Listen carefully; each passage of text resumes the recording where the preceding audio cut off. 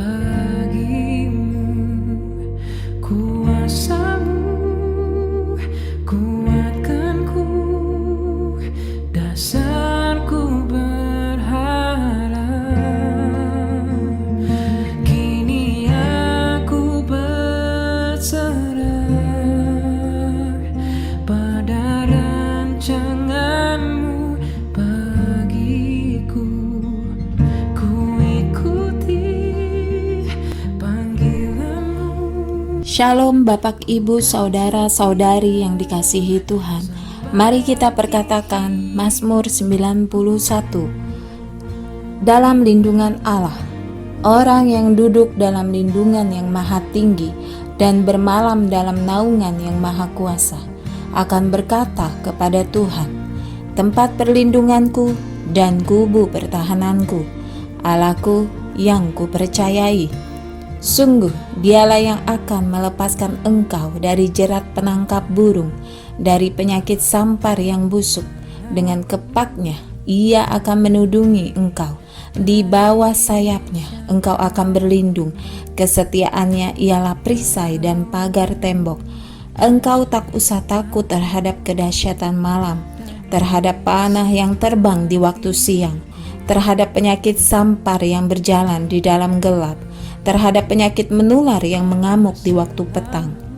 Walau 1000 orang rebah di sisimu dan 10.000 di sebelah kananmu, tetapi itu tidak akan menimpamu.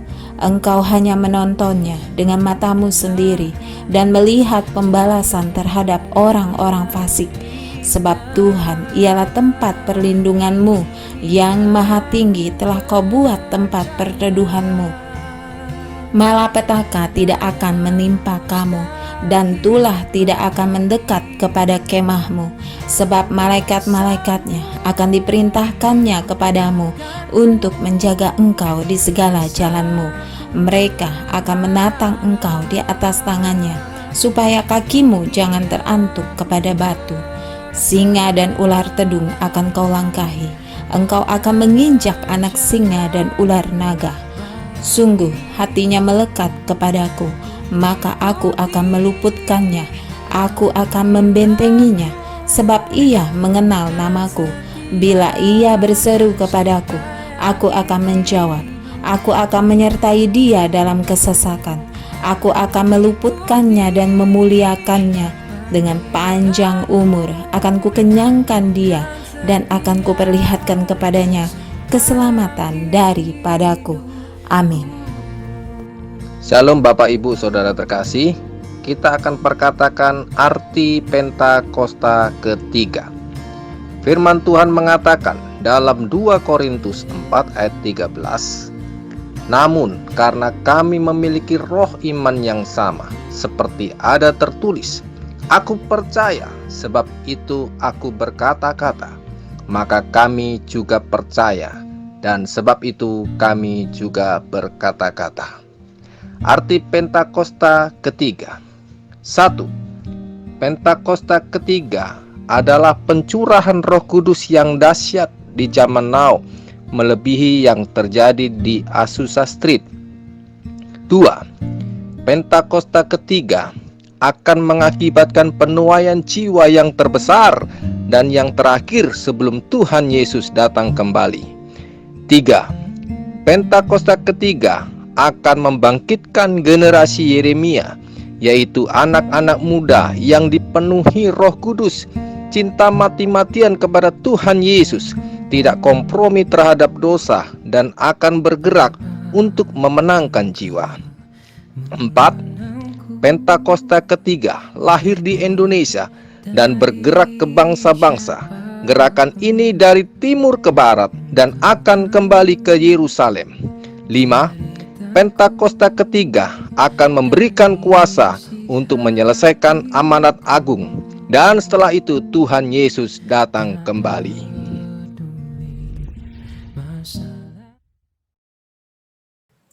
Shalom Bapak Ibu Saudara, selamat pagi. Kita berjumpa lagi di ibadah online hari ini.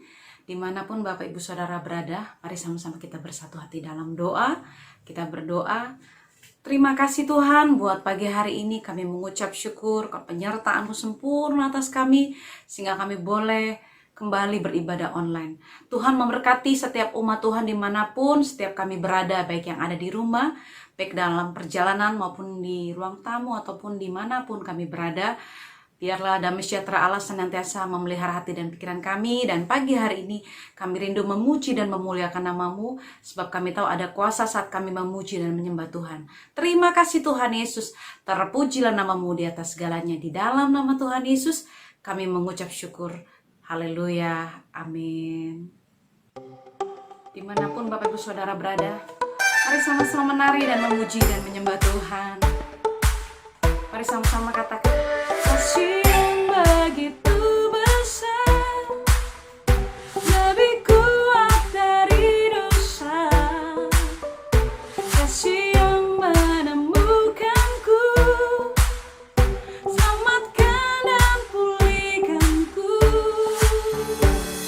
Ku naikkan syukurku, ku tak akan berhenti memuji, meninggikan nama-Mu selalu, menari memuliakan-Mu, dibebaskan, dibangkitkan, hidup Engkau dan kini hanya untuk-Mu. Tetap saya ada kuasa satu mari bersama-sama katakan, kasih yang begitu besar, lebih kuat dari dosa, kasih yang menemukanku, selamatkan dan pulihkanku. Ku naikkan syukurku, ku tak akan berhenti memuji, meninggikan nama-Mu selalu, menari memuliakan-Mu, dibebaskan, dibangkitkan, hidup Engkau dan kini hanya untuk-Mu. Ucapan syukur kami, sebab kasih-Mu menemukan kami, kasih-Mu menyelamatkan kami Tuhan. Terima kasih Yesus. Kita bersama-sama katakan, ku naikkan syukurku, ku naikkan syukurku, ku naikkan syukurku. Biar mulut kami terus memuji-puji Engkau Tuhan, sebab kami mengalami kasih kebaikan, pertolongan Tuhan, kasih-Mu menemukan kami, kasih-Mu menyelamatkan kami. Terima kasih Tuhan Yesus.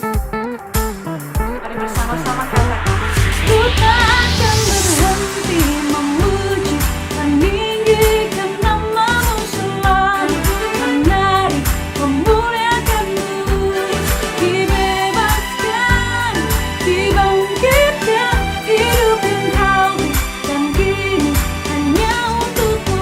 Takkan berhenti memuji, meninggikan nama-Mu selalu, menari memuliakan-Mu, dibebaskan, dibangkitkan, hidup Engkau dan kini hanya untuk-Mu, hidup Engkau dan kini hanya untuk-Mu.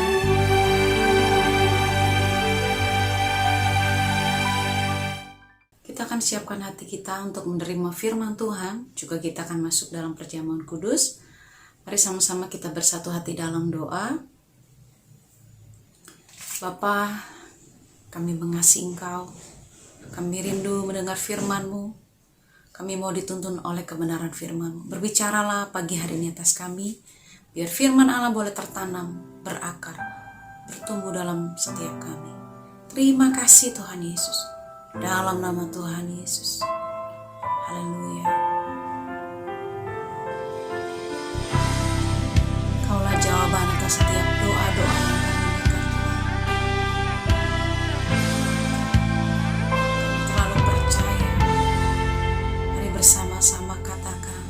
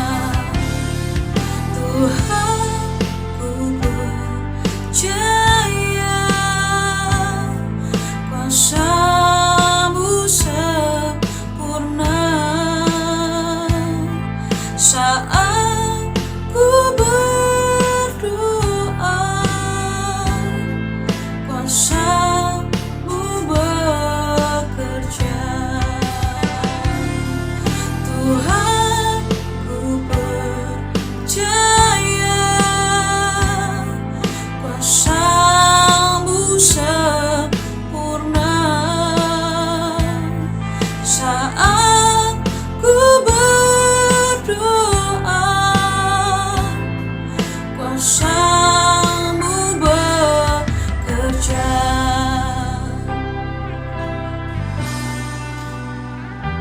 Kaulah jawaban kami Tuhan, dikatakan. Kaulah jawaban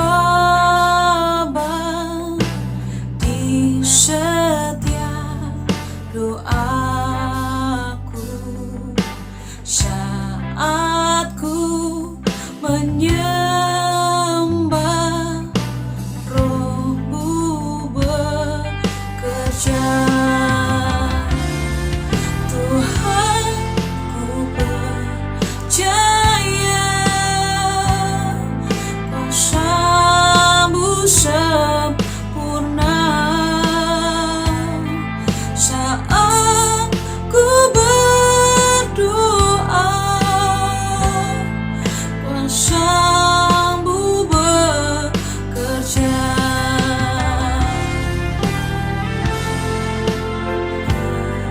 Percaya kuasa-Mu sempurna saat ku berdoa. Kuasa-Mu bekerja. Kuasa-Mu sempurna Tuhan, terlalu percaya. Saat kami menyembah-Mu Tuhan, kuasa-Mu bekerja.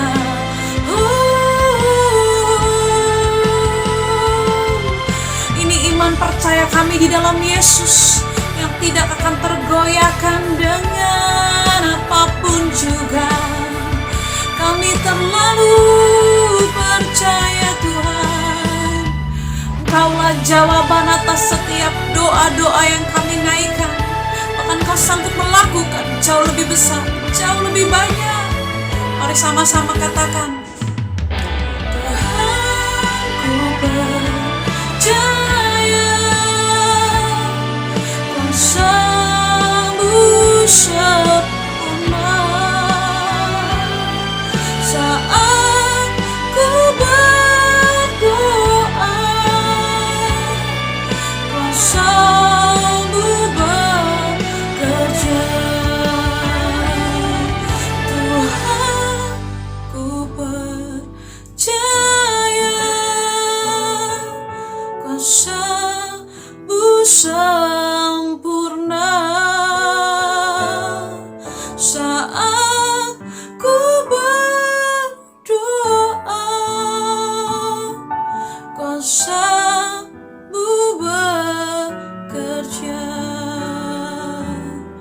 saat ku berdoa. Kuasa-Mu bekerja.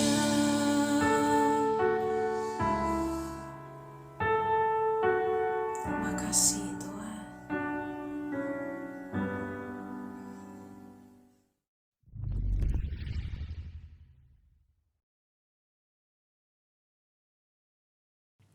Happy Sunday semua. Dalam edisi Voice of Pentecost kali ini kita akan membahas mengenai paradigma kekudusan bagi generasi yang menyelesaikan amanat agung. Menjaga kekudusan kadang-kadang dianggap sebagai hal yang kuno, bahkan membebani.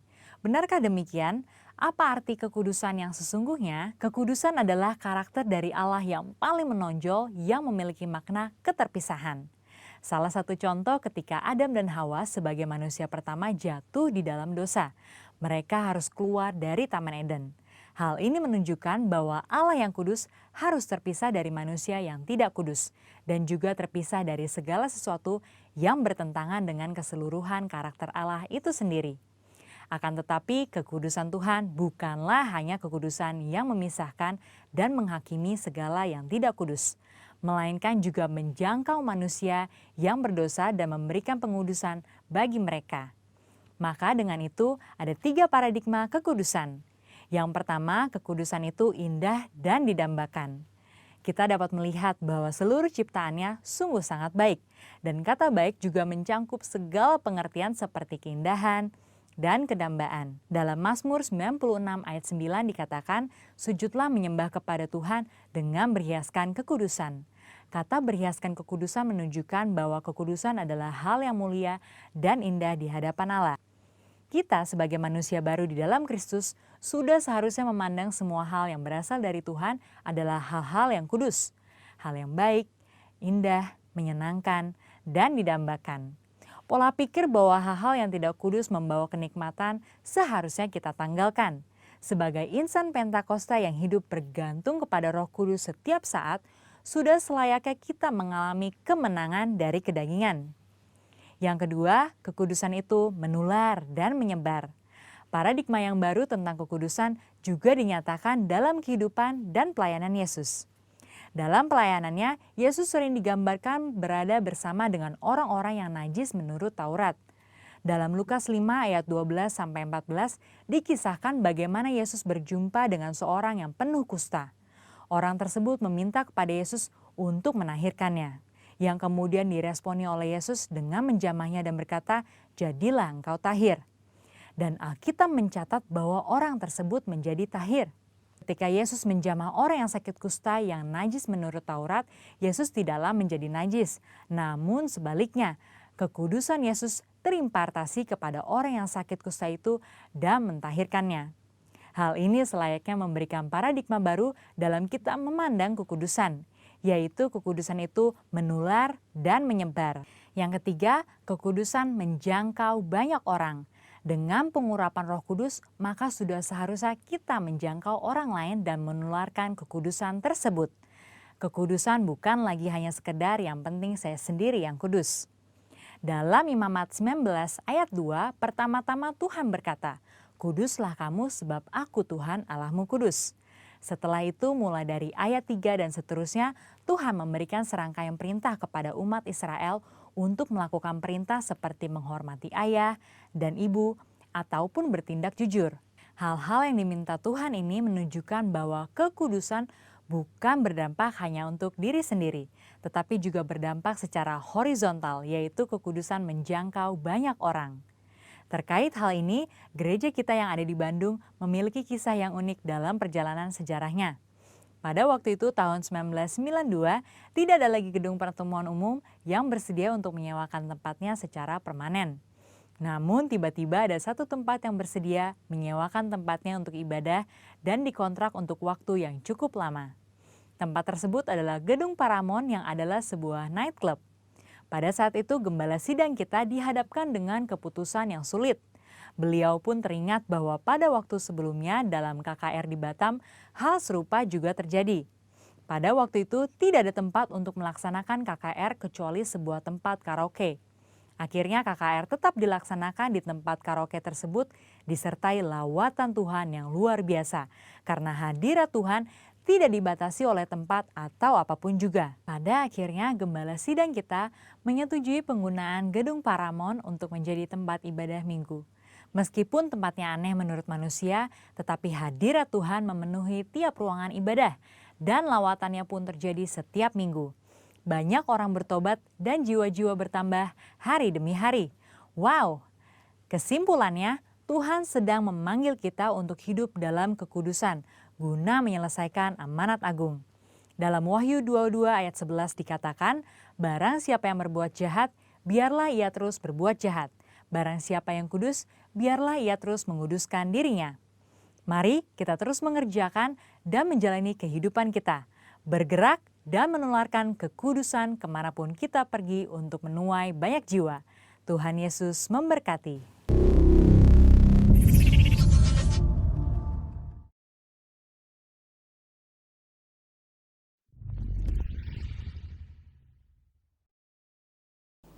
Shalom, saudara Kristus Tuhan. Apa kabar?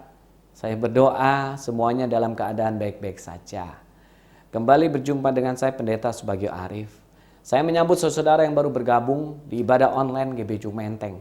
Bagi saudara yang rindu untuk terus mengikuti ibadah online GBJ Menteng, silakan mensubscribe channel ini.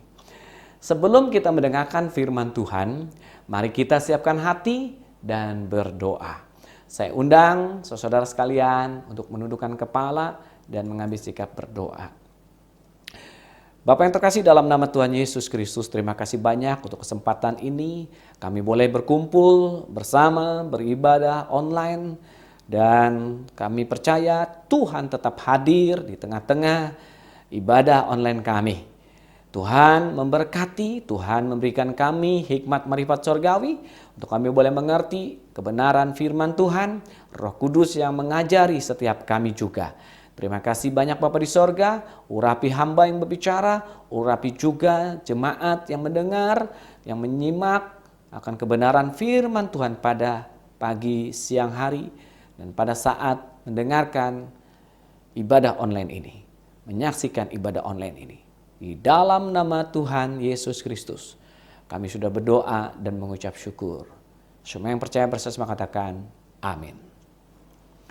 Saudara, tidak terasa kita sudah masuk bulan ke-10 tahun 2020. Dan sudah masuk tahun baru Ibrani 5781. Disebut dengan tahun P Alef. Firman Tuhan yang akan saya sampaikan pada hari ini adalah bertema, seorang pemenang tidak mudah menyerah. Seorang pemenang tidak mudah menyerah. Saudaraku, hidup ini adalah pertandingan. Begitu banyak dalam hidup ini kita diperhadapkan kepada pertandingan demi pertandingan. Ada yang mengalami kekalahan, namun ada juga yang mengalami kemenangan. Hidup ini adalah perjuangan. Ada bagian kita yang harus kita kerjakan, ada bagian Tuhan. Untuk itu kita butuh Tuhan dalam perjuangan, menghadapi pertandingan demi pertandingan di hidup ini. Kita juga harus bermental pemenang agar kita berkemenangan. Pertandingan apa yang terpenting di dalam hidup ini? Untuk apa kita bertanding? Apa yang diperjuangkan? Tentu dalam sebuah pertandingan adalah untuk memperoleh kemenangan atau keberhasilan. Lalu kemenangan apa yang harus kita raih? Yaitu menang untuk hidup dalam kebenaran. Hidup berkemenangan karena memelihara iman. Yaitu kemenangan dalam hal yang utama secara rohani, batiniah, sesuai firman Tuhan. Rasul Paulus berkata pada 2 Timotius 4 ayat 7, aku telah mengakhiri pertandingan yang baik, aku telah mencapai garis akhir, dan aku telah memelihara iman. Rasul Paulus mengakhiri hidupnya dengan kemenangan. Menang dalam hal apa? Dalam hal memelihara imannya. Dalam pertandingan yang diperhadapkan kepada kita, jangan sampai kita kehilangan iman kita.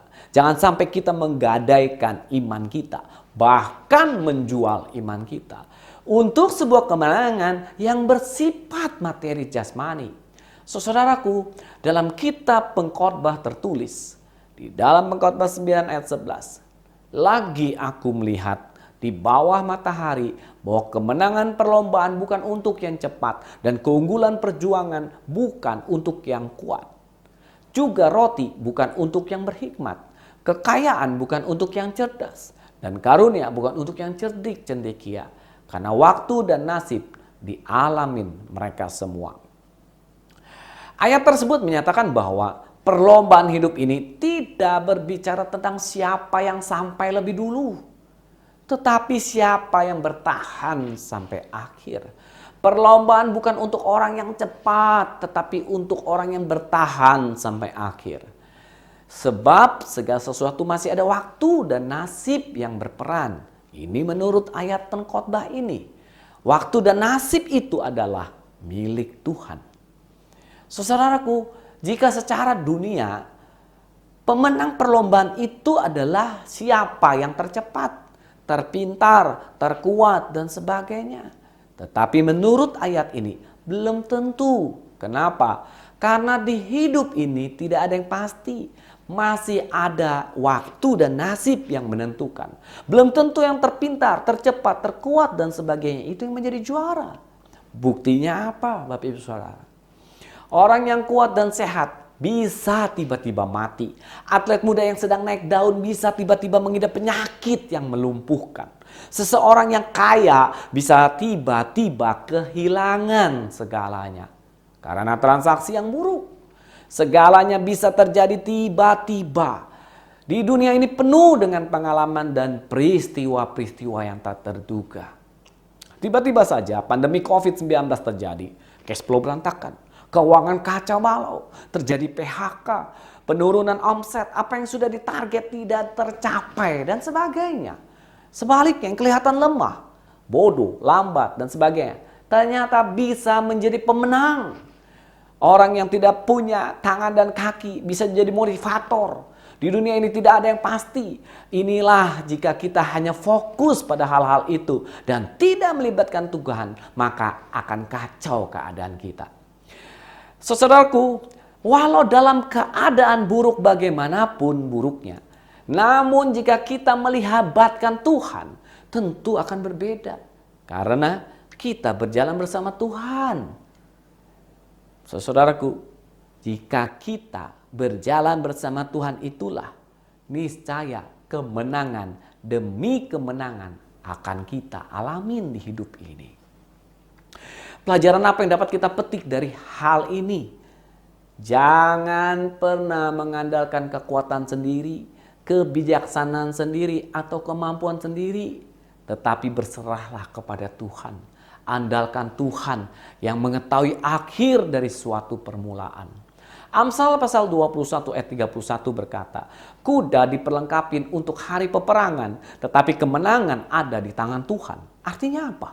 Kemenangan bagi orang percaya adalah ketika kita libatkan dan andalkan Tuhan dalam setiap perkara. Kemenangan bagi orang percaya berbeda dengan kemenangan orang dunia. Saudara kasih, di dalam Tuhan menjadi seorang pemenang bukanlah orang yang tidak pernah gagal.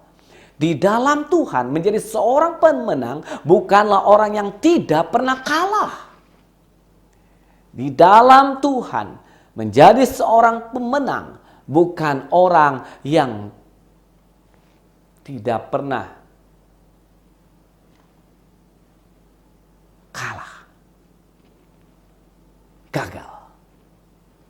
Dengar baik-baik Bapak Ibu Saudara. Sekali lagi, menjadi seorang pemenang di dalam Tuhan bukanlah orang yang tidak pernah gagal, tidak pernah kalah.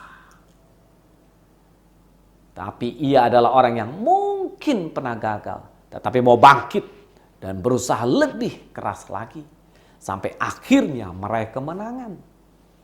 Demikian pula halnya dengan kita. Sekalipun diperhadapkan dengan situasi yang berat dan penuh tantangan, asalkan kita tetap bertekun di dalam Tuhan, belajar sabar dalam menghadapi segala hal tanpa keluh kesah, kita pasti mampu melewati semuanya dan memperoleh apa yang Tuhan telah janjikan.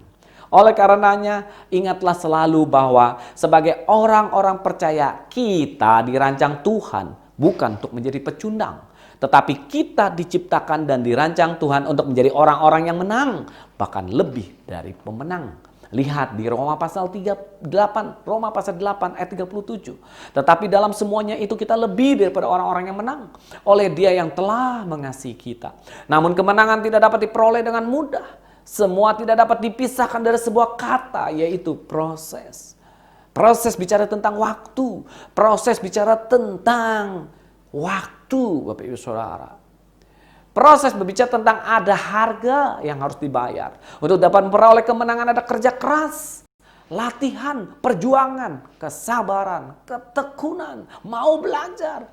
Ada peperangan di situ, ada penyalipan, segala keinginan daging dan lain sebagainya. Tanpa melewati semuanya itu, tidak akan pernah ada kemenangan dalam hidup kita. Terpenting adalah memiliki respon hati yang benar dalam menghadapi setiap tantangan dan pergumulan, serta segala sesuatu yang kita alamin. Jadi Bapak Ibu Saudaraku sekalian Tuhan, jangan sekali-kali menyalahkan orang lain, menyalahkan keadaan, apalagi menyalahkan Tuhan. Tetapi belajarlah untuk introspeksi dan menguji pekerjaan sendiri. Galatia 6 ayat 4 berkata, baiklah tiap-tiap orang menguji pekerjaan sendiri, maka ia boleh bermegah melihat keadaannya sendiri dan bukan melihat keadaan orang lain. Saudaraku, hiduplah dengan melibatkan Tuhan dan andalkan Dia dalam segala perkara kita. Ulangan pasal 20 ayat 4 berkata, sebab Tuhan Allahmu, Dialah yang akan berjalan menyertai kamu untuk berperang bagimu, melawan musuhmu dengan maksud memberikan kemenangan kepadamu. 1 Yohanes 5 ayat 4 berkata, sebab semua yang lahir dari Allah mengalahkan dunia, dan inilah kemenangan yang mengalahkan dunia, iman kita. Mari saudaraku, mulai hari ini kita mau sama-sama belajar untuk lebih memahamin bahwa rancangan Tuhan atas orang-orang percaya adalah untuk memperoleh kemenangan atas dunia ini. Karenanya, libatkan dan andalkan Tuhan dalam setiap perkara kita. Dan percayalah, Tuhan akan jadikan kita sebagai pemenang, bahkan lebih dari pemenang. Karena Dia begitu mengasihi saudara dan saya, raihlah janji-janji yang telah Tuhan sediakan. Saudaraku, jadilah orang-orang yang berkemenangan. Jangan mudah menyerah, apalagi putus asa. Sebab seorang pemenang tidak mudah menyerah. Orang yang berjalan bersama dengan Tuhan tidak pernah putus asa. Di dalam Tuhan ada pengharapan. Demikianlah firman Tuhan. Supaya Bapak Ibu Saudara dapat memahami dan mengerti. Saya berharap Roh Kudus mengajar. Dan Bapak Ibu Saudara, kiranya firman bisa jadi berkat bagi Bapak Ibu Saudara. Firman Tuhan sampai di sini. Tuhan Yesus memberkati. Amin. Mari Bapak Ibu Saudaraku sayang Tuhan, sebelum kita masuk ke dalam perjamuan kudus, saya rindu kita semua menaikkan pujian penyembahan ini. Bapa, Engkau mengenalku lebih dari siapapun. Engkau tahu ceritaku dan isi hatiku. Tak peduli masa lalu, Engkau tetap memilihku. Ubahkanku, sempurnakan, jadi karya yang indah. Kini aku percaya tiada yang mustahil bagiku. Kuasa-Mu kuatkanku, dasarku berharap. Kini aku berserah pada rancangan-Mu bagiku. Ku ikuti panggilan-Mu, ku kan setia sampai akhir hidupku. Kini aku percaya, kini aku percaya tiada yang mustahil bagimu. Kuasa-Mu kuatkanku, dasarku berharap. Kini aku berserah pada rancangan-Mu bagiku.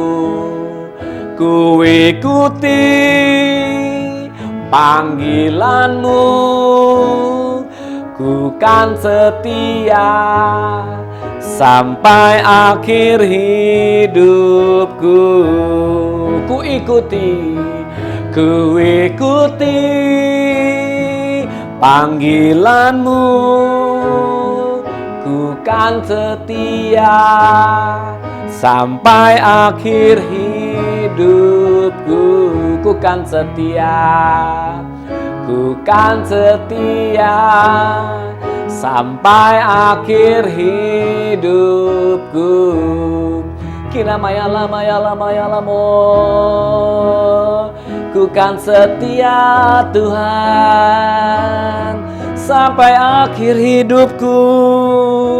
Jadilah rancangan-Mu bagi kami, jadilah rancangan-Mu Tuhan. Terima kasih Yesus. Biar kami berserah ya Aba, ya Bapa. Kami percaya tiada yang mustahil bagi-Mu Tuhan. Terima kasih. Engkau baik, sangat baik, teramat baik Tuhan. Engkau tidak pernah biarkan kami tergeletak ya Bapa. Sebab Engkau merancangkan kami adalah umat pemenang. Bahkan lebih daripada pemenang. Kami tetap berjuang sampai akhir. Kami tetap dalam pertandingan iman untuk mempertahankan iman kami ya Tuhan, bahwa Yesus Kristus yang kami sembah adalah Tuhan juru selamat kami. Engkaulah yang memberikan kami kasih karunia anugerah keselamatan. Tidak ada perbuatan baik apapun yang dapat menyelamatkan. Hanya di dalam nama Yesus orang diselamatkan. Biarlah di dalam kehidupan ini kami andalkan Tuhan, kami berserah. Kami menyatakan lebih lagi Tuhan pakai kami menjadi alat Tuhan di sepanjang hidup kami. Sehingga kami akan beroleh kekuatan, penghiburan. Sehingga kami akan beroleh kemenangan demi kemenangan. Di dalam pergumulan akan hidup ini ada penyertaan Tuhan. Terima kasih banyak Bapa di sorga. Ampuni segala kesalahan dosa kami. Ampuni segala hal-hal yang tidak berkenan. Ampuni apa yang kami lihat, kami dengar, apa yang timbul dalam hati pikiran, apa yang kami lakukan, kerjakan, kami perbuat yang tidak berkenan Tuhan. Ampuni Tuhan. Baik itu yang kami lakukan Tuhan, maupun yang masih kami baru inginkan saja. Kalau itu tidak berkenan, ampuni Tuhan. Dalam nama Tuhan Yesus, kami akan masuk ke dalam perjamuan kudus-Mu Bapa dengan hati yang benar. Dalam nama Tuhan Yesus, kami berdoa dan mengucap syukur. Haleluya. Amin. Mari Bapak Ibu siapkan hatimu, siapkan anggur, perjamuan, roti dan anggur, mungkin sirup ya, atau roti biasa. Bapak Ibu Saudara, silakan. Mari kita satukan hati berdoa. Bapa, melalui perjamuan kudus ini kami diingatkan akan betapa panjang, tinggi, dalam, dan lebarnya kasih-Mu yang melampaui segala akal pengetahuan kami.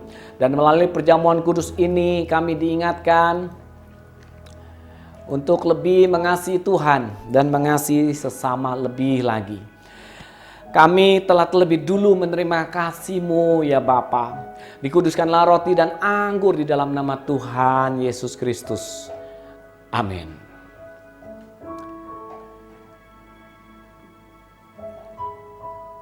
Sudah siap Bapak Ibu Saudara? Sebab apa yang telah kuteruskan kepadamu, telah aku terima dari Tuhan. Yaitu bahwa Tuhan Yesus pada malam waktu Ia diserahkan mengambil roti. Mari kita angkat roti di tangan kita tinggi-tinggi.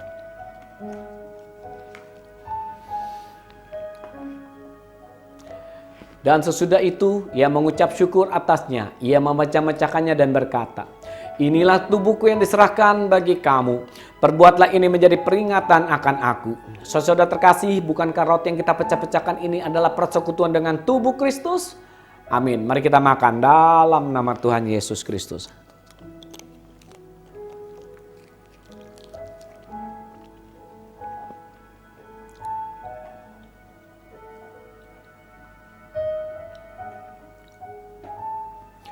Saudara, mari kita angkat cawan di tangan kita tinggi-tinggi. Demikian juga yang mengambil cawan sesudah makan lalu berkata, cawan ini adalah perjanjian baru yang dimeteraikan oleh darahku. Perbuatlah ini setiap kali kamu meminumnya menjadi peringatan akan aku. Saudara terkasih, bukankah ucapan syukur yang atasnya kita ucapan syukur adalah persekutuan dengan darah Kristus? Amin. Mari kita minum dalam nama Tuhan Yesus Kristus. Mari mengucap syukur, jangan diam. Terima kasih ya Aba ya Bapa. Terima kasih Tuhan. Kami bersyukur Bapa, kami bersyukur Yesus, kami bersyukur Roh Kudus. Kau ketiga yang esa, Kau Tritunggal Bapa. Syarabayara bayaramu, terima kasih. Terima kasih Yesusku, terima kasih Yesusku. Puji syukur hanya bagi Tuhanku. Terima kasih Yesusku, terima kasih Yesusku. Puji syukur hanya bagi Tuhanku. Terima kasih Tuhan. Terima kasih Yesusku, terima kasih Yesusku. Puji syukur hanya bagi Tuhanku. Terima kasih Yesusku, terima kasih Yesusku. Puji syukur hanya bagi Tuhanku. Puji syukur hanya bagi Tuhanku. Puji syukur hanya bagi Tuhanku. Syalabayalabayalabayalabu.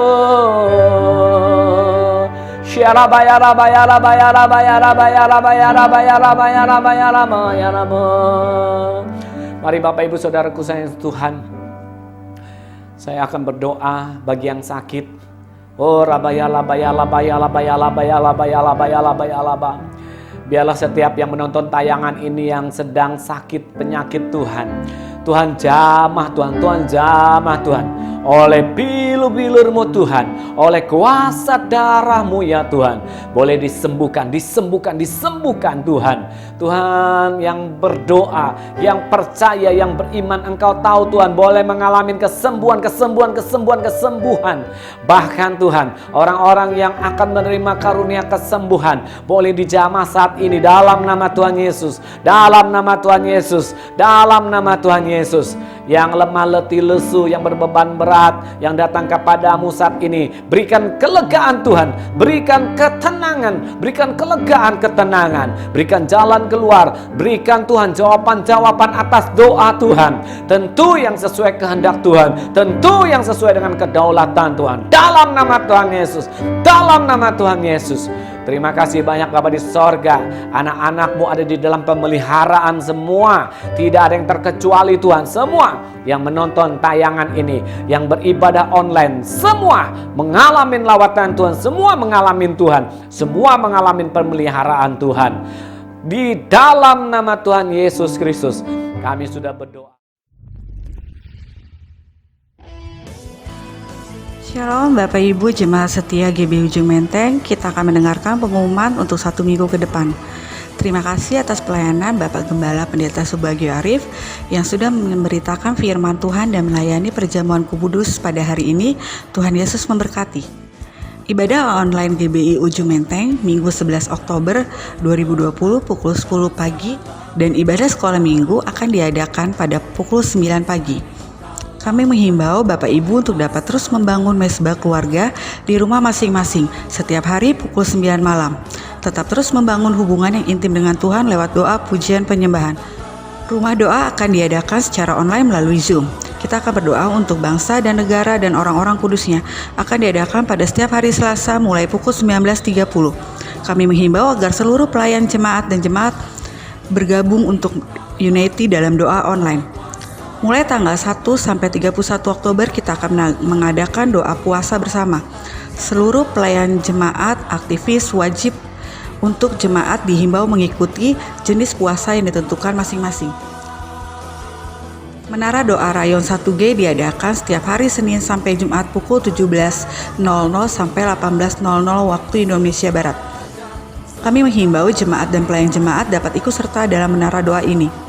Pertemuan Kul 3 secara online akan diadakan pada hari Rabu tanggal 7 Oktober 2020 dimulai pukul 19.30 waktu Indonesia Barat via Zoom.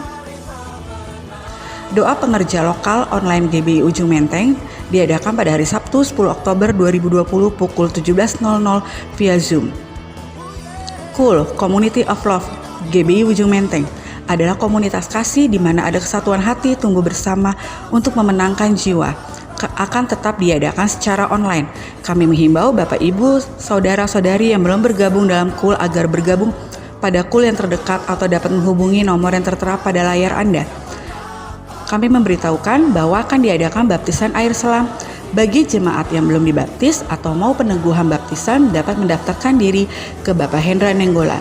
Sebelum baptisan akan mendapatkan pengarahan sebanyak 4 kali pertemuan online. Bagi jemaat yang rindu dilengkapi akan pengetahuan Alkitab dapat mengikuti kelas-kelas online KOM, Kehidupan Orientasi Melayani, KOM 100, untuk lanjutannya KOM 200 dan KOM 300. Untuk persembahan umum, kolekte, persepuluhan, dan persembahan lainnya dapat dilakukan melalui transfer ke nomor rekening yang dapat dilihat di layar Bapak Ibu sekalian. Bila sudah memberikan persembahan, harap mengirimkan bukti transfer kepada Ibu Rami di nomor yang tertera di layar. Persembahan bisa menggunakan OVO, GoPay, ShopeePay, dan lain-lain.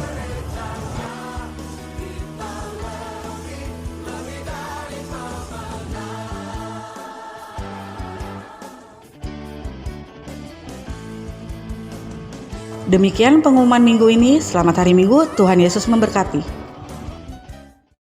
Berakhirlah sudah ibadah online kita Bapak Ibu Saudara. Mari angkat tanganmu dan siap menerima berkat Tuhan. Terimalah berkat, damai sejahtera dan sukacita yang berlimpah-limpah dari Allah Bapa di surga di dalam kasih karunia Anak yang tunggal Tuhan kita Yesus Kristus. Persekutuan penghiburan yang manis bersama Roh Kudus biarlah menyertai kita semua saat ini dan sampai Tuhan Yesus menjemput kita di awan-awan dan sampai kekal selama-lamanya. Apapun yang kau lakukan kerjakan Tuhan buat berhasil dan beruntung. Jika kau memperkatakan, merenungkan serta melakukan firman Tuhan dalam nama Tuhan Yesus Kristus. Yang percaya diberkati Tuhan bersama kita katakan amin. Selamat hari Minggu, Tuhan Yesus memberkati. Shalom.